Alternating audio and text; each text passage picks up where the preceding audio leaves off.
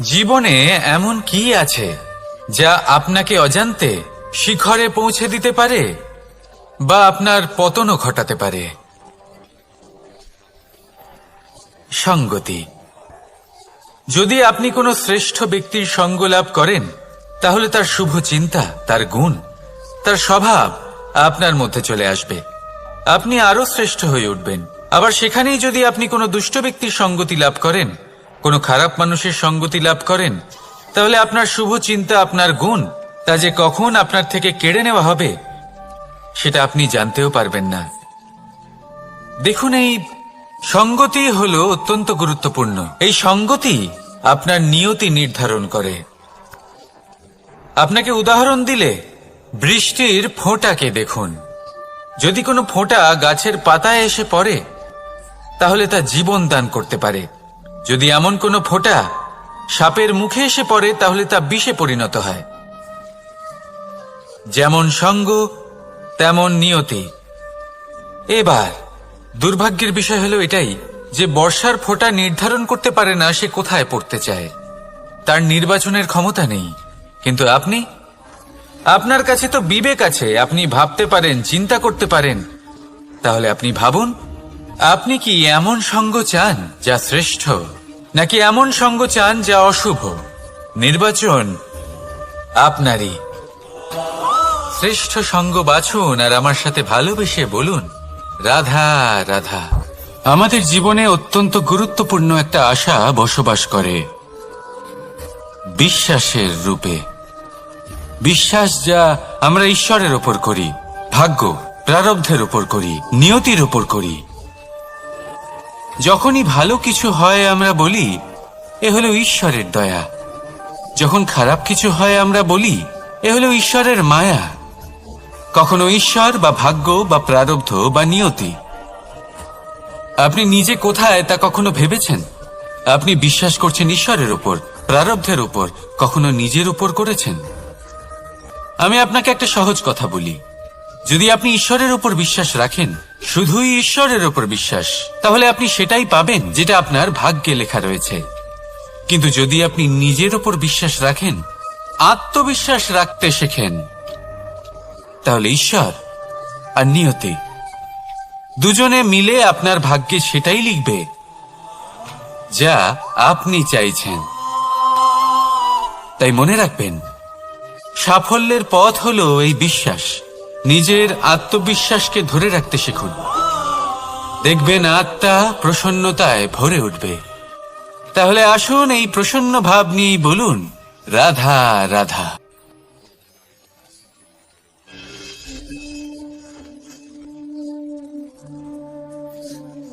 মুক্ত। এই মুক্তই সবাইকে মোহিত করে দেয়, নিজের দিকে আকর্ষিত করে। অত্যন্ত সুন্দর, গোল, শুভ্র। মুক্ত দ্বারা নির্মিত আভূষণ, তা হয়তো সে মুকুটই হোক বা কোনো স্ত্রীর অলংকার, তাকে আরো সুন্দর করে তোলে, তাকে আরো সুন্দর দেখতে লাগে। এবার এই মুক্তকে এত সুন্দর দেখার জন্য কত কষ্ট সহ্য করতে হয় তা কি কখনো আপনি ভেবেছেন? এই মুক্ত ঝিনুক থেকে বের করা হয়। ঝিনুক যা কিনা সমুদ্রের তলদেশে থাকে। ওকে কত কষ্ট সহ্য করতে হয়, জলের চাপ সহ্য করতে হয়, সমুদ্রের স্রোত সহ্য করতে হয়। এই ঝিনুককে এত কষ্ট সহ্য করতে হয়, এই মুক্তকে এত কষ্ট সহ্য করতে হয়, তারপরে এর রূপ এত সুন্দর হয়। যদি আপনিও আপনার পরিশ্রমের সৌন্দর্য, নিজের পরাক্রমের সৌন্দর্য এই সংসারে প্রকাশিত করতে চান, তাহলে আপনাকেও কষ্ট সহ্য করতেই হবে।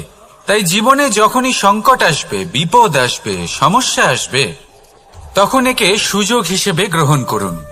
কারণ এই বিপদের সাথেই লড়াই করে আপনি মুক্তর মতোই পরিশুদ্ধ হয়ে উঠবেন। তাহলে আসুন আর আমার সাথে ভালোবেসে বলুন, রাধা রাধা। আপনি কি জানেন আপনার জীবনে আপনার আসল জীবনসাথী কে হন? মাতা পিতা, ভাই বোন, স্বামী স্ত্রী? না, আপনার আসল জীবনসাথী হল আপনার শরীর। সেই শরীর যার দিকে আপনি কখনো নজরই দেন না, ঠিক কি না? এবার যে মানুষ এই রহস্য বুঝতে পারেন তার জীবন এমনি শুভ হয়ে যায়। আপনি নিজেই দেখুন না, সে সংসারের মঙ্গলই করা হোক বা সত্যের রক্ষা করা হোক, তা সে শত্রুর সাথে যুদ্ধ করা হোক বা মিত্রকে রক্ষা করা হোক, এই শরীরই তো কাজে আসে। তপস্যাতে, বলিদানে, পরিশ্রমে এই শরীরই হলো আধার, ঠিক কিনা? তাই আমাদের কর্তব্য হলো যে আমরা যেন নিজের শরীরের যত্ন নিই। আমরা কি খাই, আমাদের কি খাওয়া উচিত, এটা যেন বুঝি। কোনটা সুপাচ্য আর কোনটা নয়, এটা যেন বুঝি। কারণ যেমন হবে অন্ন, মনও তেমনই হবে। যত ভালো অন্ন তত ভালো মন। আর সুস্থ শরীর হলো সুস্থ মনের আধার, এ কথা অবশ্যই মনে রাখবেন। আর যদি মন সুস্থ থাকে তাহলে সকল শুভ উদ্দেশ্য পূর্ণ হবে। তাহলে আসুন আর আমার সাথে ভালোবেসে বলুন, রাধা রাধা। কথায় আছে যে দৃষ্টি অত্যন্ত কঠোর হয়, অত্যন্ত শক্তিশালীও হয়। কথায় আছে যে কারোর উপর যদি কুদৃষ্টি পড়ে তাহলে তার বিনাশ কেউ আটকাতে পারে না। এই যে কুদৃষ্টি, এর উপাচারও আমাদের কাছে রয়েছে। যখন আমরা বাড়ি নির্মাণ করি তখন একটা কালো মুখোশ লাগাই, যাকে রক্ষা কবচ মনে করা হয়, কুদৃষ্টি থেকে বাঁচার জন্য। যখনই কোনো বাচ্চা বাইরে যায় তখন তার মাথায় আমরা একটা কাজলের টিপ পরিয়ে দিই, কুদৃষ্টি থেকে বাঁচার জন্য। অর্থাৎ এই সংসারে কুদৃষ্টি থেকে বাঁচার উপাচার রয়েছে। উপাচার যদি কিছু না থেকে থাকে তাহলে তা হলো দৃষ্টিভঙ্গির। যদি আপনার দৃষ্টিভঙ্গি অনুচিত হয় তাহলে আপনার পতন কেউ আটকাতে পারবে না। না পারবে কালো মুখোশ, না কালো টিপ, না স্বয়ং ঈশ্বর। সেই জন্য নিজের দৃষ্টিভঙ্গি শুভ করে তুলুন, সবকিছু শুভই হবে। আসুন আমার সাথে ভালোবেসে বলুন, রাধা রাধা। কথায় আছে যে জীবনের আধার হলো সম্পর্ক, প্রসন্নতারও এবং ঈশ্বরের সাথে দেখা পাওয়ারও। এবার এই সম্পর্কের আধার আসলে কি? সেবা? না। বোঝাপড়া? না। অপেক্ষা? না। এই সম্পর্কের আধার হলো বিশ্বাস।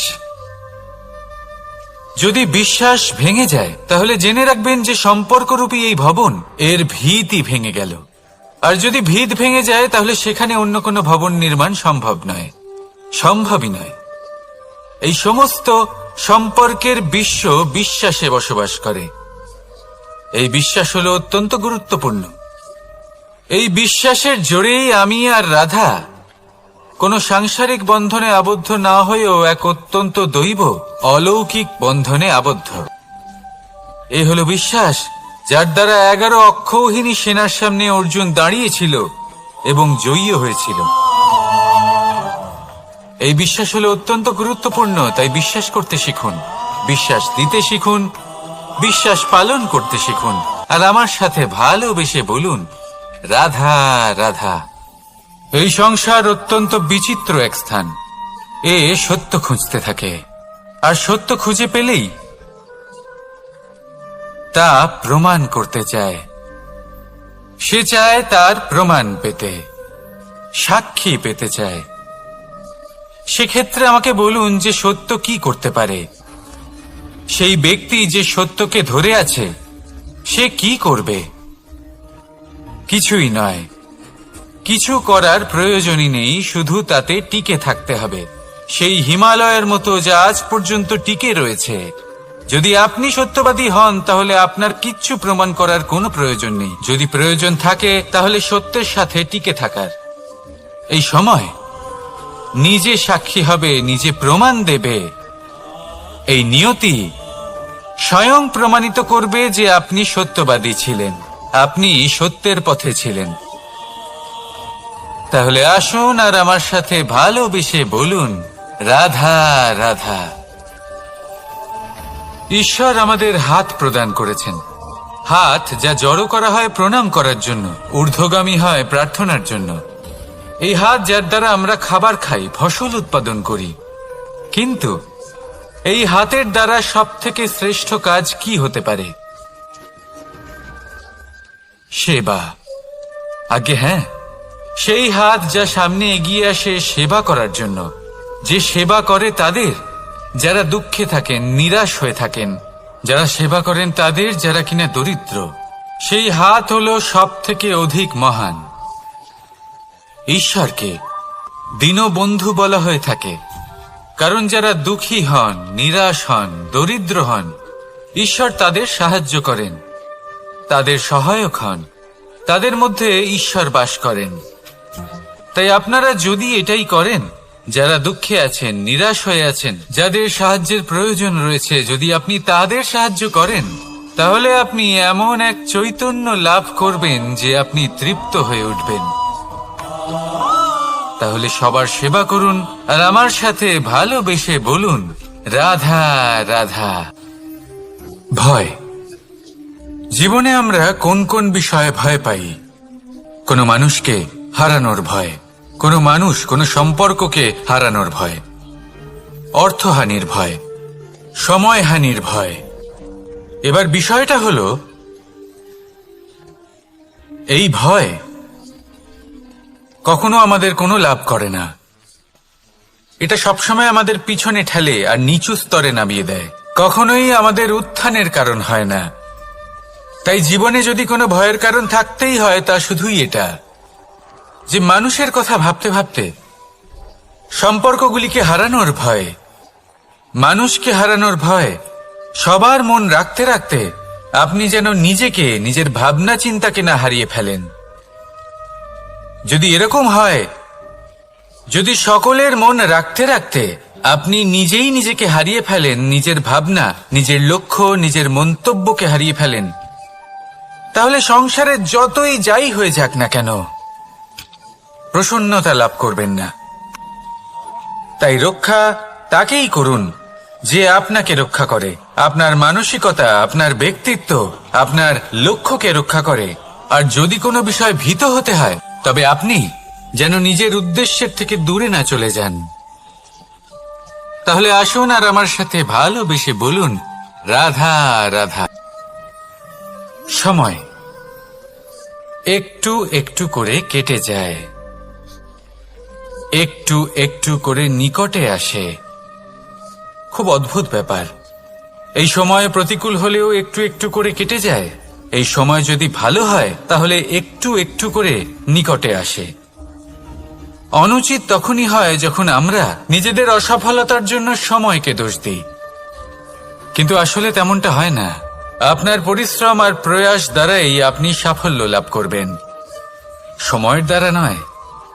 যদি এই সাফল্য একটা সুন্দর ভবন হয়, তাহলে সময় হলো তার দেওয়ালের রং, যা সময়ের সাথে বদলাবে, সময়ের সাথে ফিকেও হয়ে যাবে। কিন্তু সাফল্যের এই ভবন আপনাকেই নির্মাণ করতে হবে, আপনার পরিশ্রমের ইট দ্বারা এবং প্রয়াসের চুনসুরকি দ্বারা। তাই পরিশ্রম আর প্রয়াস করতে থাকুন, সাফল্য আপনি অবশ্যই পাবেন। সময় যদি আজ ভালো না হয়, তাহলে কাল অবশ্যই হবে। প্রয়াস করতে থাকুন আর আমার সাথে ভালোবেসে বলুন, রাধা রাধা।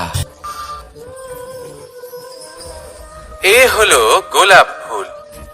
একে আমরা সকলেই চিনি।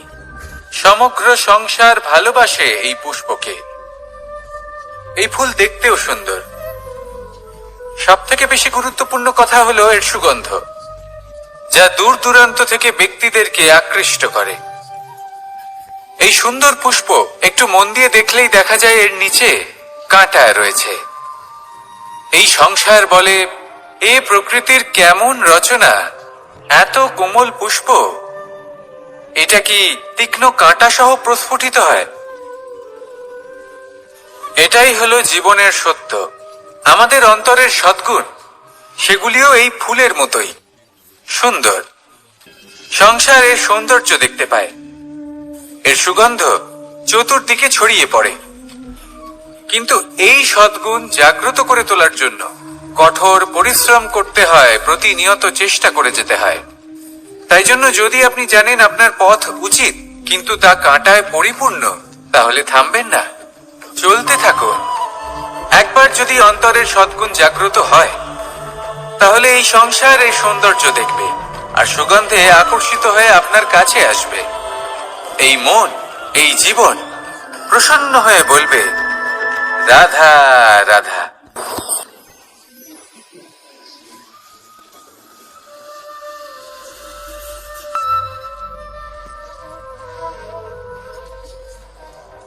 মোহনের বাঁশির এই সুর, এই সঙ্গীত কার না পছন্দ হয়? সবারই খুব ভালো লাগে। এবার এই সুর আসে কোথা থেকে? কেউ বলবেন কৃষ্ণের হৃদয় থেকে। সত্য কথা, এই সুর হৃদয় থেকে নির্গত হয় এবং প্রকট হয় এই বাঁশি থেকে। এই বাঁশিটাকে দেখুন, এই ছিদ্রগুলি দেখুন, প্রত্যেকটা সুর থেকে নিজস্ব একটা স্বর নির্গত হয়। এবার যে ব্যক্তি এই সমস্ত সুর এবং স্বর বুঝতে পারেন, এতে নিপুণ, তিনি এই বাঁশির দ্বারা যে সুর নির্গত করবেন তা তো মধুর অবশ্যই হবে। এবার জীবনের সাথেও কিছুটা এরকমই ঘটে। জীবনের কিছু নীতি থাকে, অর্থ, কুটুম্ব এবং আধ্যাত্মিক। যদি জীবনের প্রত্যেকটা মুহূর্ত সুখময় হয় এরকম আপনি চান, তাহলে এই তিনটি নীতিতে আপনাকে নিপুণ হতে হবে। কোনো একটি বিশেষ নীতির প্রতি যদি আপনি বেশি ঝুঁকে পড়েন, তাহলে বাকি দুই নীতি থেকে যা সুখ লাভ করা সম্ভব তা পারবেন না। ধন অর্জন করতে হবে পরিবারের জন্য, পরিবারের সুখ মনের শান্তির জন্য, মনে শান্তির প্রয়োজন মনের শুদ্ধতার জন্য। যখন এই মন শুদ্ধ হবে, জীবন শুদ্ধ হবে, পবিত্র হবে, সুন্দর হবে এবং ভালোবেসে বলবে, রাধা রাধা। যত শক্তিশালী এই মন, তত শক্তিশালী এই শরীরও। এই যে আমাদের শরীর, এটা আসলে কি? এ হলো একটা রথের মতো। আর একটা রথ ততক্ষণ চলতে পারবে না যতক্ষণ না তাকে কোনো সারথি চালাবে। এই মন হলো শরীরের সারথি। এবার ভাবুন, যদি এই সারথি শক্তিহীন হয়, দুর্বল হয়, তাহলে এই রথের কি হবে? এটা উচিত পথে চলতে পারবে না, উচিত গতিতে চলতে পারবে না, মন মতো স্থানে এটা পৌঁছতেও পারবে না। সেই জন্য মনের শক্তি অত্যন্ত প্রয়োজনীয়। এবার মনের শক্তি আমরা কোথা থেকে লাভ করি? দৃঢ়তার শক্তি থেকে। এবার এই শক্তি আমরা কিভাবে বাড়াতে পারি? আমরা প্রতিদিন কিছু নতুন স্থির করি, কিছু ছোট কিছু বড়। আর যেই আমরা নতুন কিছু পূর্ণ করি, আমাদের মনের শক্তি বেড়ে যায়। আর যদি পূর্ণ না করতে পারি, মনের শক্তি কমে যায়। একটা দেওয়ালের মতো ছোট ছোট ছোট ছোট শিলা আমরা একটার পর একটা স্থাপন করে একটা দেওয়াল তৈরি করি।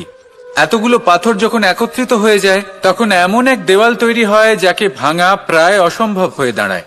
সেরকমই হয় মন এবং দৃঢ়তা। ছোট ছোট কাজ করে নিজের লক্ষ্য পূর্ণ করুন। এই লক্ষ্য যদি পূর্ণ হয়, তবে মনের শক্তি বাড়বে। কিছুটা এইভাবে যে যত বড়ই বিপদ আসুক না কেন, সেই বিপদ নিজে হার মেনে নেবে, কিন্তু আপনার মন ততটাই শক্তিশালী থাকবে। তাই মনের শক্তি বাড়াতে থাকুন, যাতে আপনি উচিত পথে চলতে পারেন, উচিত গতিতে চলেন আর মনোবাঞ্ছিত স্থানে পৌঁছতে পারেন। তবেই এই মন প্রসন্ন হয়ে বলবে, রাধা রাধা। এই জীবনে তিনটি গুরুত্বপূর্ণ শব্দ আছে যা বোঝা আমাদের কাছে খুব গুরুত্বপূর্ণ, এবং এই তিনটি শব্দের নিজস্ব অর্থ আছে। প্রথম হলো সঙ্গবদ্ধতা, অর্থাৎ একসাথে মিলে কাজ করতে হবে, একসাথে মিলে পরিশ্রম করতে হবে, সামনে এগোতে হবে। এরকম করতে পারলে আপনার শক্তি বৃদ্ধি পাবে, আপনার ক্ষমতা বৃদ্ধি পাবে, আপনি এগোতে পারবেন এবং অনেক দূরে যেতে পারবেন। দ্বিতীয় হলো আত্মবিশ্বাস। হেরে যাওয়া বস্তুও আবার জিতে নিতে পারবেন। যদি আপনার নিজের আত্মবিশ্বাস থাকে, তাহলে আপনি কখনো পরাজিত হবেন না। এবং তৃতীয় হলো অহংকার। জয়লাভ করার পরেও কিন্তু এটা আপনাকে পরাজিত করতে পারে। সেই জন্য জীবনে সঙ্গবদ্ধ হন, আত্মবিশ্বাস রাখুন, কিন্তু কখনোই অহংকার করবেন না। এই অহংকার আপনার থেকে সবকিছু কেড়ে নিতে পারে। এই অহংকারের জন্যই মথুরাপতি কংস নিজের পতনের দিকে অগ্রসর হয়েছিলেন। এই অহংকারকে ত্যাগ করুন আর আমার সাথে ভালোবেসে বলুন, রাধা রাধা। আমরা যখনই কোনো গাছের চারা রোপণ করি তখন সবার আগে পরীক্ষা করে দেখি যে যেখানে আমরা চারা রোপণ করতে চলেছি সেখানকার মাটি আদৌ উর্বর কিনা, সেই মাটি সেই চারাকে বাড়তে সাহায্য করবে কিনা। যখন একটা চারা রোপণের আগে আমরা এত কিছু ভাবতে পারি, তাহলে কাউকে বিশ্বাস করার আগে আমরা কেন ভাবি না?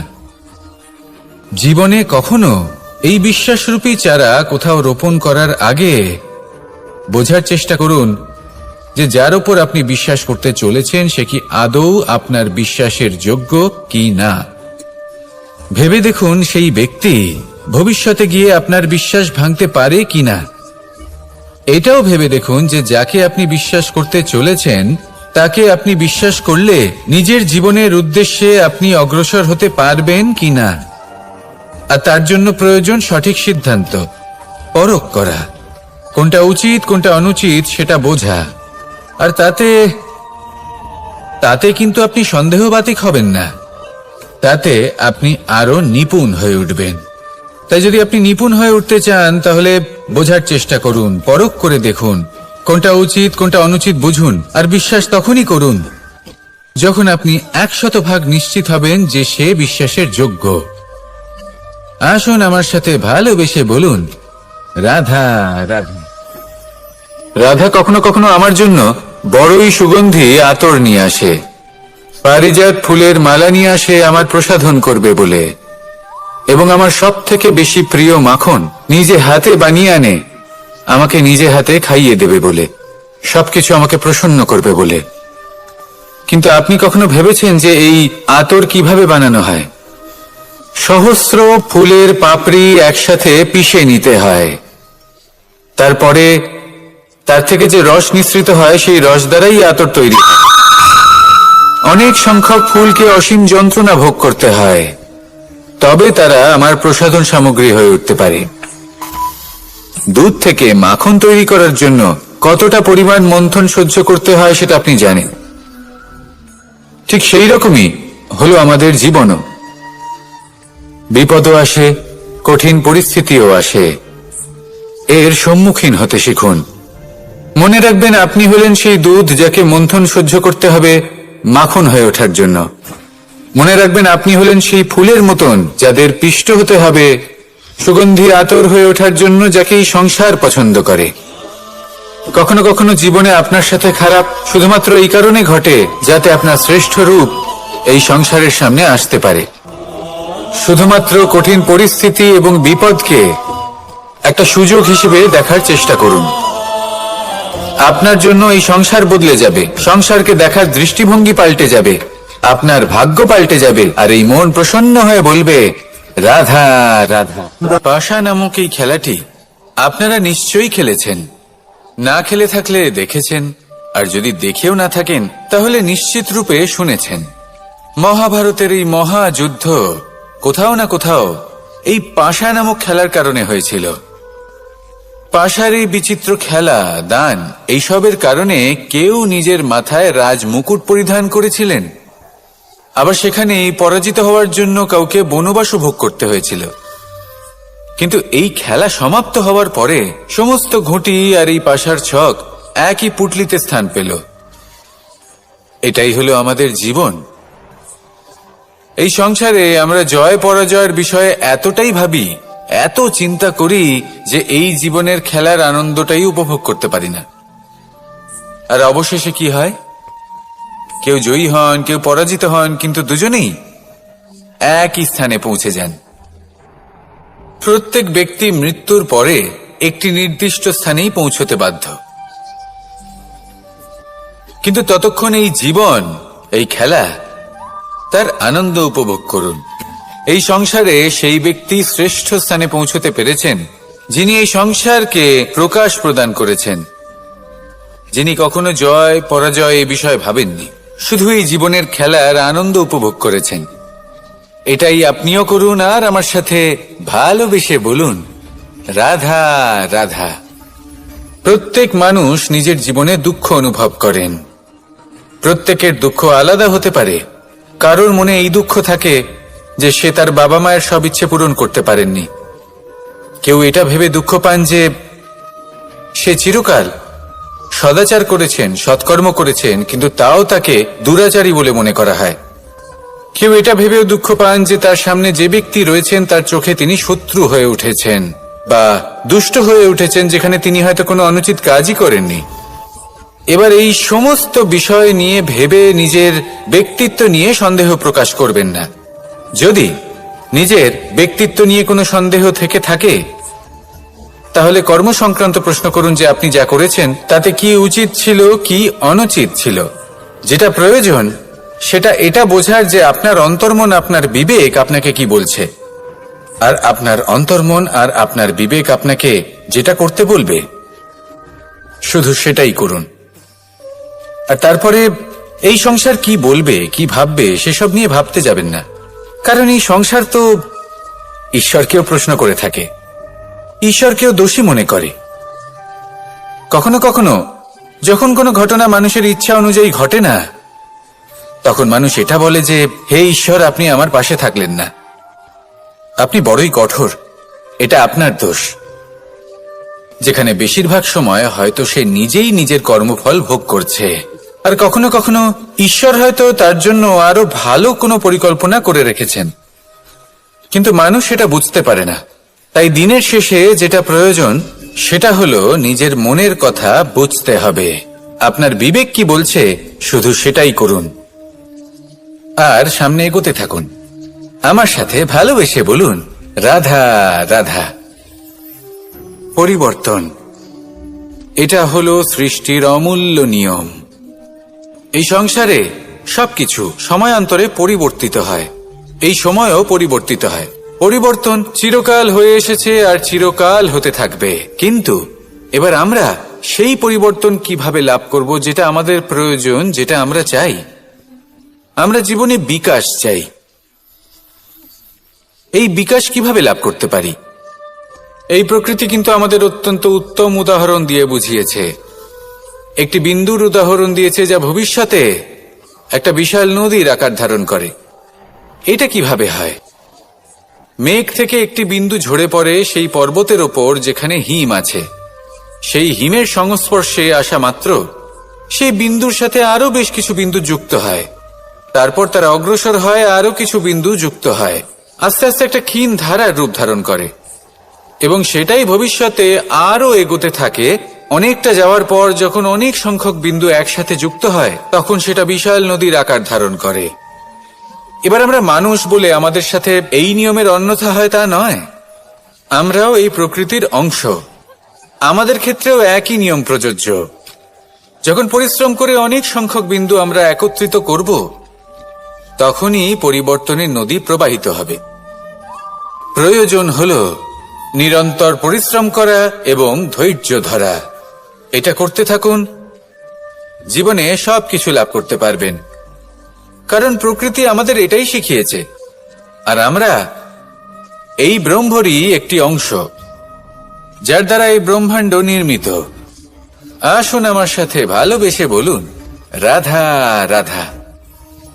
কখনো এই প্রকৃতির দিকে তাকিয়ে থাকবেন। এই প্রকৃতি অনেক ধরনের শিক্ষা দেয়। কোনো একটা গাছকে দেখুন কিভাবে সে মাটি থেকে জল শুষে নেয়। সে ঝড় হোক বা হোক কড়া রোদ সব সহ্য করে এবং অবশেষে সে ফল ধারণ করে। আর সেই ফল উৎপন্ন করার পরে সে ফল কিন্তু সে নিজে গ্রহণ করে না, এই সংসারকে প্রদান করে, যাতে পশু পাখি মানুষ তারা এই ফল গ্রহণ করে শক্তিশালী হয়ে উঠতে পারে, সুস্থ থাকতে পারে। সেভাবেই নদী, সরোবর এরা নিজেরাও কিন্তু নিজেদের জল গ্রহণ করে না, মাটিকে প্রদান করে, পশু পাখিকে প্রদান করে। সূর্য নিজেও নিজের জন্য প্রজ্বলিত হয় না, সে প্রকাশ ছড়িয়ে দিতে চায় আমাদের সবার কাছে, সে আলো পৌঁছে দিতে চায়। এই প্রত্যেকের কর্মে পরমার্থ নিহিত আছে, আর সেই জন্যই এদের সকলকে পুজো করা হয়। তাই মনে রাখবেন, আপনার কাছে জীবন যাপনের অতিরিক্ত যা কিছুই আছে, তা পরমার্থের জন্য। তাহলে তার সদ্ব্যবহার করুন আর আমার সাথে ভালোবেসে বলুন, রাধা রাধা।